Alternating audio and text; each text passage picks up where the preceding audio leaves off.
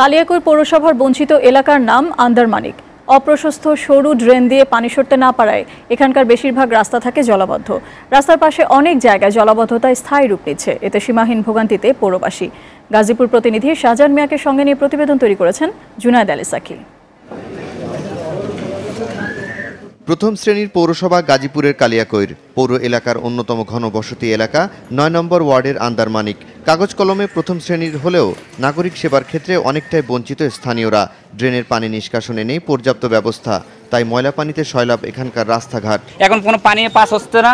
আমরা দেখা গেছে ওই ওয়ালের পিঠে মহিলারা টকায়, আমরা টকায় উঠে দেখা গেছে আবার পানির ভিতরে পড়ে যায়। ছোট্ট ড্রেন এখন ভেঙে গেছে আর এই কারণে পানি যে ক্লিয়ারভাবে যাইতে পারে না, এই যে রাস্তা ভেঙে যাওয়ার কারণে এই কারণে এই অবস্থা। যে সময় বৃষ্টি আসে ওই টাইমে পানি জমে, পানি যাইতে পারে না। বছরের বেশিরভাগ সময় জলাবদ্ধ থাকে আন্দারমানিক পূর্বপাড়া, আর এই জলাবদ্ধতাকে বাড়িয়ে দিয়েছে অপরিকল্পিত নগরায়ন।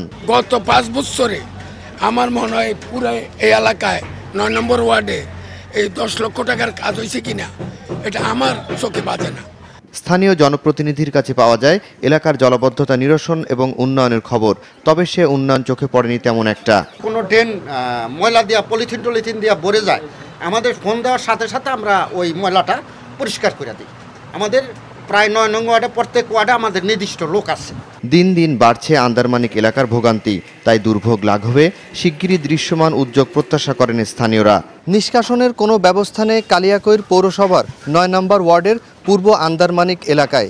নোংরা পানি আটকে জলাবদ্ধ পরিবেশে বসবাস করতে বাধ্য হচ্ছেন স্থানীয়রা। আপনার এলাকার যে কোনো নাগরিক দুর্ভোগের কথা জানান, প্রতিবেদনের মাধ্যমে আমরা তা তুলে ধরব এসএ টিভিতে।